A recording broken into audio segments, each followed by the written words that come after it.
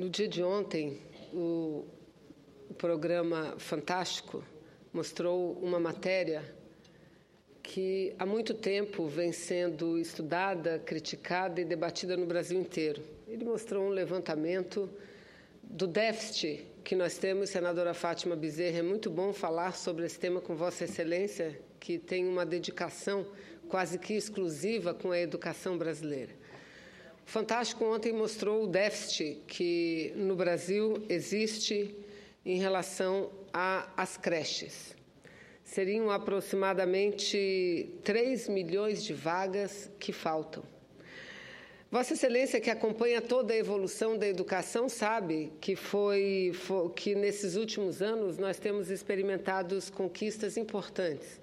E conquistas, eu costumo dizer, que não são fruto apenas de decisão governamentais, mas que são fruto de um processo de mobilização significativa da sociedade, dos estudantes, dos trabalhadores da educação, dos estudiosos, dos pesquisadores. Por exemplo, em 1968, nós tivemos uma reforma educacional muito importante, uma nova LDB, que garantiu a autonomia didática, científica, financeira às universidades brasileiras. Em 1996, por exemplo, também com uma reforma na educação, foi acrescentado pela primeira vez a educação infantil, de creche e de pré-escola. E foi criado também o Fundef, o Fundo Nacional de Desenvolvimento do Ensino Fundamental e Valorização do Magistério.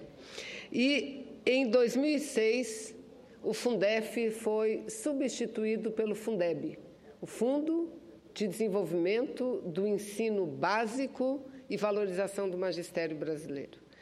E o ensino básico, entendendo como ensino básico a educação, da educação infantil até o ensino médio. E a educação infantil, ela começa no nascimento da criança. No nascimento da criança. Até há pouco tempo, o atendimento às crianças em creches era visto no Brasil como uma ação de assistência social e de amparo às mães trabalhadoras. Hoje, não. Hoje, ela é vista como uma ação social, mas a educação, a partir do nascimento das creches, está inserida no processo educacional brasileiro. E esse foi um passo significativo. Então, quando nós falamos em educação infantil, nós temos que pegar imediatamente duas leis. A Lei de Diretrizes e Bases da Educação, a lei que organiza a educação brasileira, e a lei que trata da criança e do adolescente, o ECA, o Estatuto da Criança e do Adolescente. E é exatamente a junção dessas duas leis que fazem com que as creches sejam necessárias. E, pela legislação, a atribuição do oferecimento de vagas em creche é dos municípios. Mas o governo federal, com o objetivo de colaborar com os municípios brasileiros, no ano de 2007, estabeleceu e criou o Programa Nacional de Reestruturação e Aquisição de Equipamentos da Rede Escolar Pública de Educação Infantil. Através desse programa, lançado em 2007, estavam previstos a construção de 8.787 creches no Brasil. De acordo com o levantamento feito pelo Tribunal de Contas da União, nós temos hoje em torno de 4.178 municípios que fazem parte desse programa, porque houve a adesão dos prefeitos municipais, das prefeituras, a este programa denominado Pró-Infância. E hoje seriam em torno de 6.322 creches e pré-escolas concluídas ou em obras. Das quase 9.000 previstas, em torno de 6.300 ou foram concluídas ou estão em obras no Brasil. E o objetivo é dar condições adequadas para assegurar esse direito a que eu acabo de me referir, senadora Fátima, aos direitos previstos na legislação brasileira, seja no ECA ou na LDB. O investimento previsto nesse programa, o investimento inicial previsto, obviamente ele deve estar maior já, é em torno de 10 bilhões de reais. Ocorre, senhora presidente, senhor presidente, senhores senadores, senhora senadora, que dentro desse regime, há um regime de colaboração previsto no Pró-Infância entre a União e os entes federados, sobretudo os municípios. E esse regime de colaboração foram um a um pactuados com cada prefeitura municipal, um a um. Eu acabei de dizer, a prefeitura tinha que aderir a este programa Pró-Infância e assinar primeiro a carta de intenção e depois, um a um, os convênios para a construção de creches. Os recursos são repassados pelo governo federal, que repassa recursos não só para a construção da obra, mas também para equipar. E o programa também apresenta um projeto básico a fim de facilitar a vida das prefeituras, porque nós sabemos que muitas vezes uma prefeitura de uma pequena cidade deixa de acessar recursos públicos estaduais e principalmente recursos federais por conta de não apresentar projetos de forma correta como ele tem que apresentar. E além disso, além desses recursos previstos no Pró-Infância, o Fundo Nacional de Desenvolvimento da Educação, o FNDE, repassa já recursos para os municípios que atendem as crianças em creches. O valor por aluno chega a ser aproximadamente de R$ 1.500 para quem estuda meio período. O valor esse que é acrescido em 50% quando a criança é beneficiária do programa Bolsa Família. Repito, uma auditoria realizada pelo Tribunal de Contas no final do mês de setembro do ano passado mostraram falhas importantes, significativas nesse programa, que não só tem atrapalhado a execução do problema, mas, em alguns casos, tem comprometido a execução do programa. O Tribunal de Contas, ano passado, fiscalizou 44 creches em 6 cidades. Em todos os municípios fiscalizados foram identificados problemas, serviços com qualidade deficiente, o projeto padrão não utilizado e também situações de obras paralisadas ou outra que estão sendo com problemas graves. Exatamente como apresentou a matéria jornalística na TV Globo no dia de ontem, um programa fantástico que mostrou carcaças de creche, de obras iniciadas e obras paralisadas. E, repito, segundo a matéria, esse fator vem trazendo um prejuízo, senadora Fátima, gravíssimo, e eu concedo a parte a Vossa Excelência, elevando o déficit nesse setor em 3 milhões de vagas. Eu, na sequência, após a parte da senadora, quero falar da situação no meu estado, no estado do Amazonas e, sobretudo, na cidade de Manaus. Senadora Fátima. Dizer do quanto é importante ver a senhora aqui na tribuna do Senado, abordando com tanta seriedade, com tanto compromisso e com tanta propriedade o tema da educação.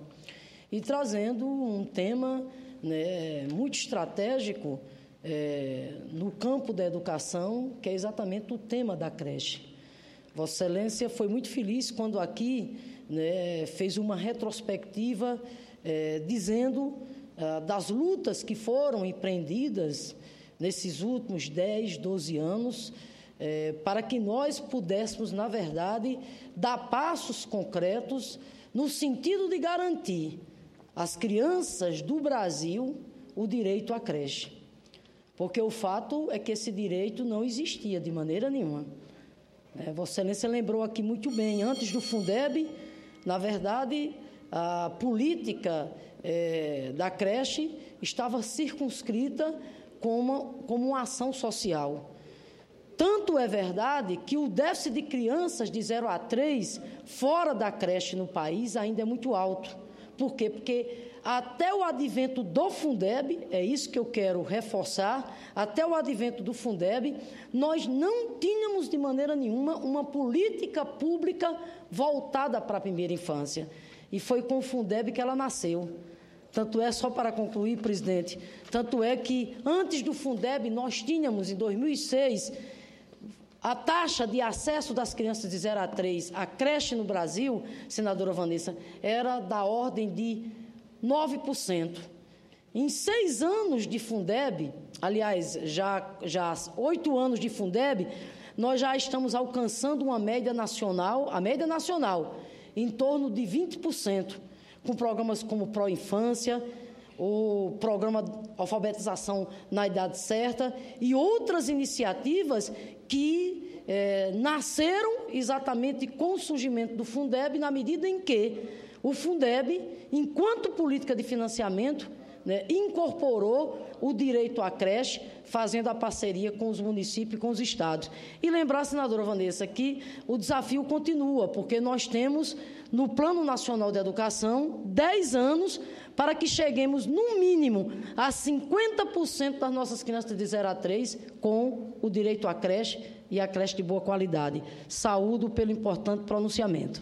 Muito obrigada, senadora. E penso que seria importante que fizéssemos a Procuradoria da Mulher, a Comissão de Educação, um levantamento profundo a respeito disso, a respeito da aplicação deste programa do governo federal, que considero extremamente importante. Eu, como Vossa Excelência, senadora Fátima, nós fomos militantes do movimento de educação.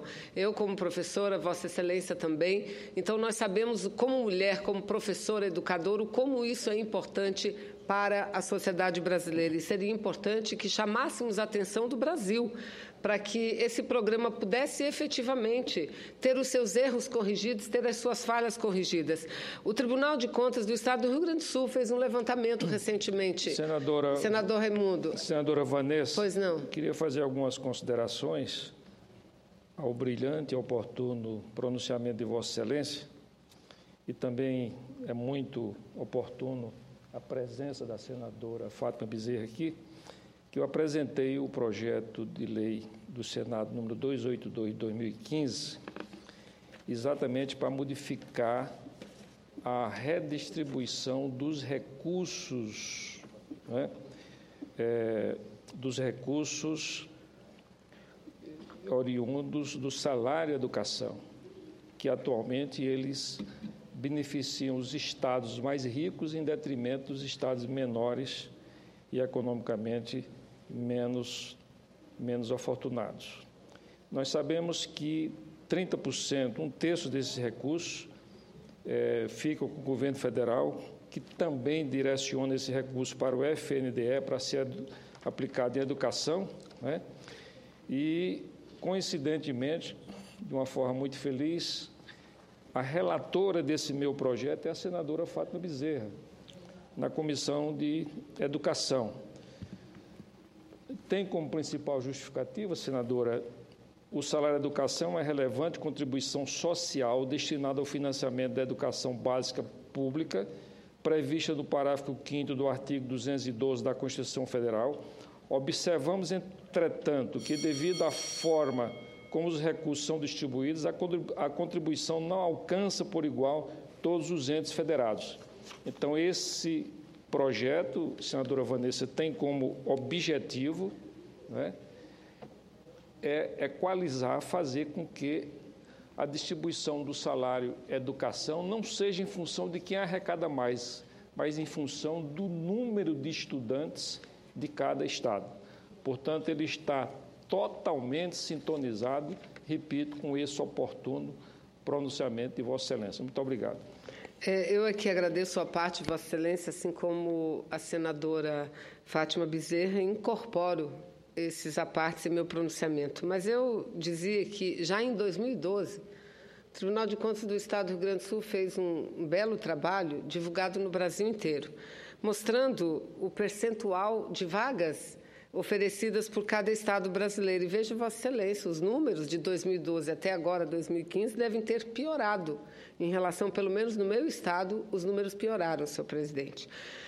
Veja, a cidade de Vitória, capital do estado do Espírito Santo, era a primeira cidade, aquela que mais oferecia vagas em creches, abrangendo 81% do número de crianças de 0 a 3 anos de idade, seguida de Florianópolis, com mais de 53%, São Paulo, com quase 49%, Curitiba, mais de 43%, Rio de Janeiro, 39%, e aí vai. Tocantins, ocupando a 9ª posição, o melhor estado dos estados da região norte, com 31,5% de vagas. E, na sequência, o estado de Vossa Excelência, o estado da senadora, a capital do estado da senadora Fátima, Natal, com 20,8%, João Pessoa, 18,5%. O estado, a capital que menos vaga oferece é a capital do Amapá, a cidade de Macapá, oferecendo somente 4,9% das vagas para as crianças. E, antes de Macapá, a segunda pior capital do Brasil é a minha cidade de Manaus. Em 2012, oferecia apenas 7,2% das vagas necessárias. Eu repito, 7,2%. E digo que de lá para cá deva ter piorado ainda a situação, porque o número de crianças aumentou muito mais do que o número de creches implantadas. O Pró-Infância, que eu aqui acabei de falar, ele também foi assinado pela Prefeitura de Manaus em 2007. E havia, naquele período, um compromisso para a construção de 69 creches. Das 69 creches cujo compromisso foi feito e assinado, senhor presidente, hoje o que nós temos são 12 das 69, somente 12.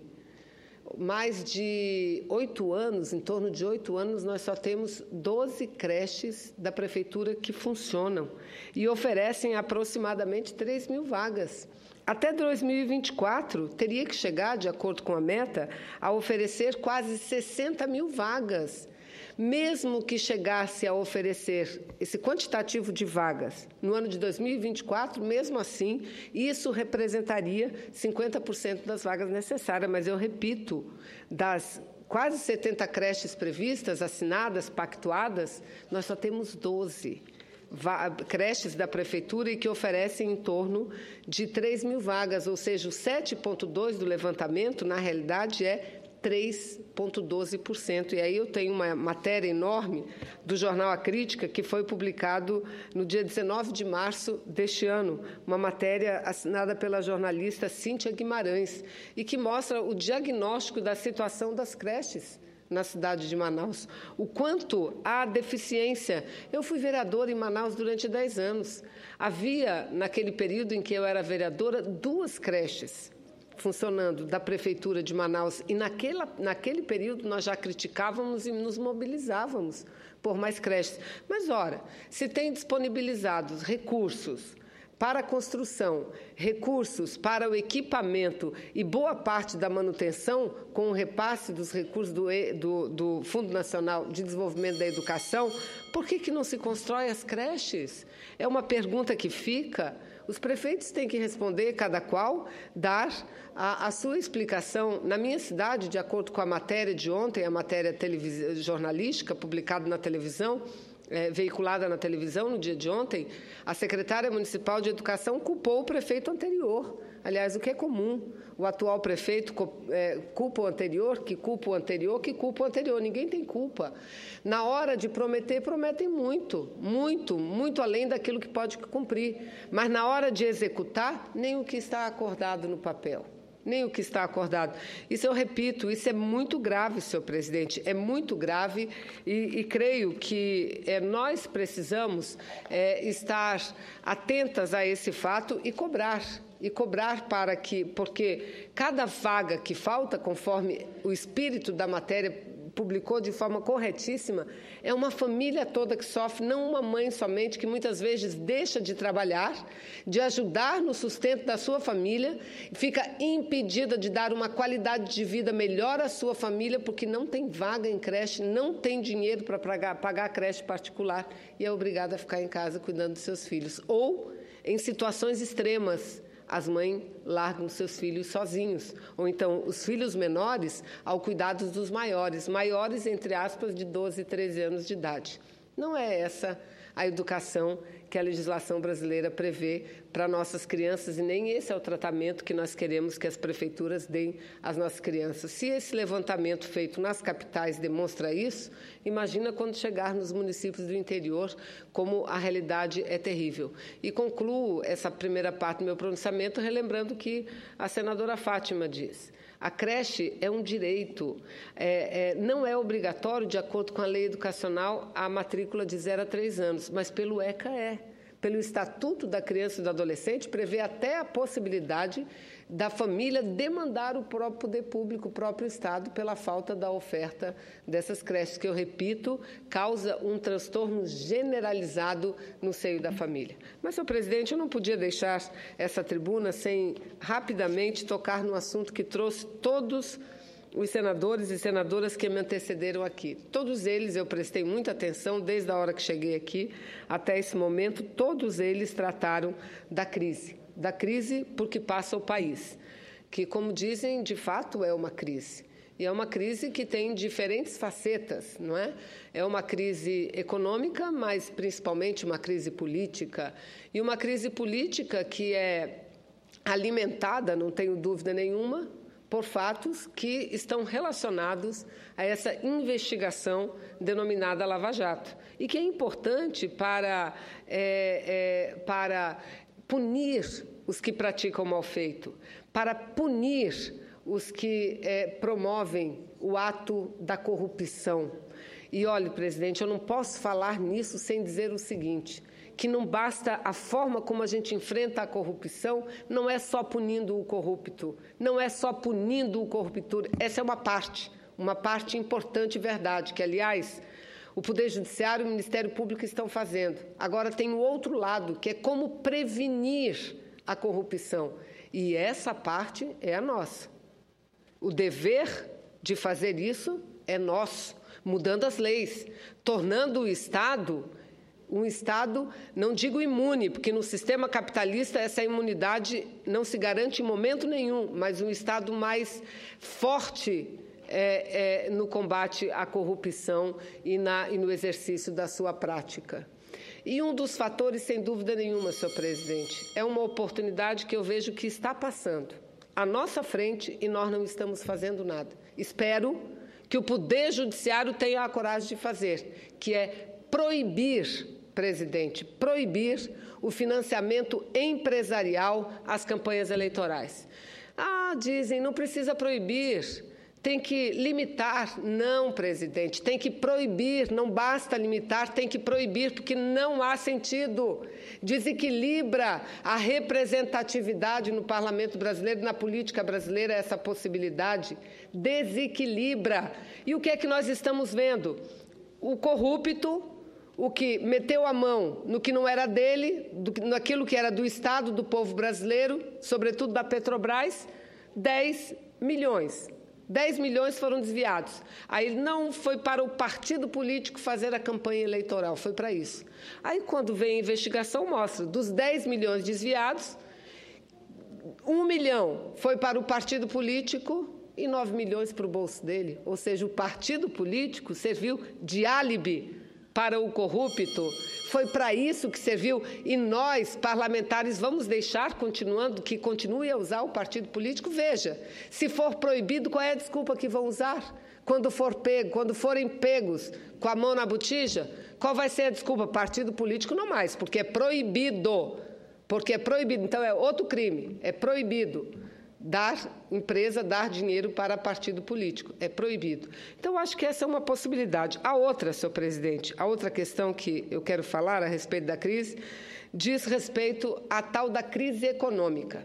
Porque há um artigo assinado pelo economista Maílson da Nóbrega, que, aliás, já foi ministro de nosso país. Eu vou voltar para falar sobre isso. Não sou economista como ele, mas tenho certeza que ele passa por cima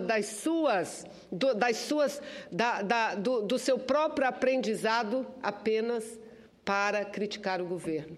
Apenas para criticar e com o objetivo apenas nisso. Não, ele conclui a matéria, conclui o artigo dizendo o seguinte, não, o problema do Brasil, a crise mundial e o fim do ciclo das commodities impactaram a economia, mas o pior veio dos erros internos. Foi o PT que travou o crescimento do Brasil. Ora, senhor presidente, tenha santa paciência, mas eu quero aqui ler uma afirmação que li numa entrevista que também foi publicada agora recentemente.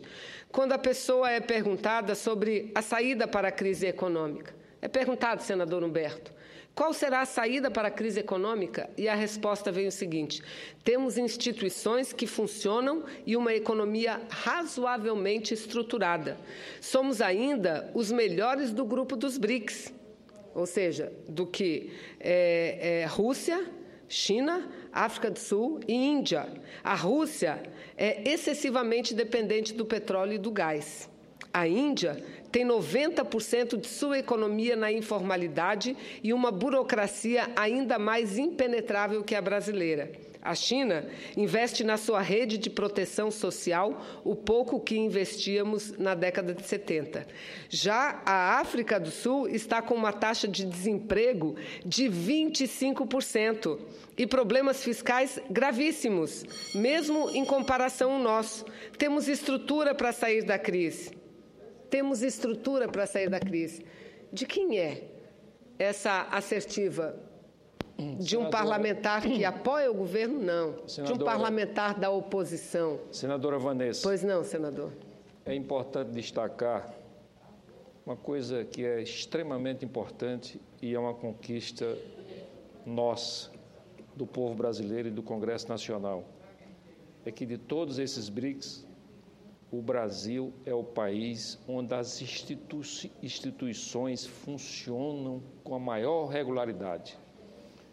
Quando um país tem as suas instituições funcionando, já é meio caminho andado para solucionar suas crises, sejam elas econômicas, políticas ou sociais. Muito obrigado, senador. Eu que agradeço, mas, senador, eu perguntava de quem seriam essas afirmações? Possivelmente de alguém que apoia o governo. A oposição vem aqui e diz que está tudo errado, que o problema é do governo, que não tem nada a ver com a economia internacional, está aqui. Alguém que diz que temos uma estrutura razoável, uma economia razoavelmente estruturada, se só tivessem ocorrido erros nos últimos 10 anos, a nossa estrutura econômica não estaria, a nossa economia não estaria razoavelmente estruturada. Repito, aqui os dados mostram 25% de desemprego na África do Sul e tantos outros países. Acabei de fazer uma parte, a senadora Gleice, como Vossa Excelência também. Essa afirmação é do senador Aécio Neves, em entrevista que deu nessa última semana à revista Veja, e ele conclui dizendo: o problema não é a economia, o problema é o governo, é este governo que está aí. Ou seja, usam a economia para tentar fazer com que ela também seja um fator de desequilíbrio da nossa sociedade, senhor presidente, para que ela seja um fator de desequilíbrio, mas não é. A crise, enquanto os outros países vivem desde 2008, nós começamos agora, e enfrentando de uma forma diferente. Até agora, o povo brasileiro não sentiu como vem sentindo em outros países. E é importante que, nesse momento, o povo brasileiro tenha a exata noção do que está acontecendo.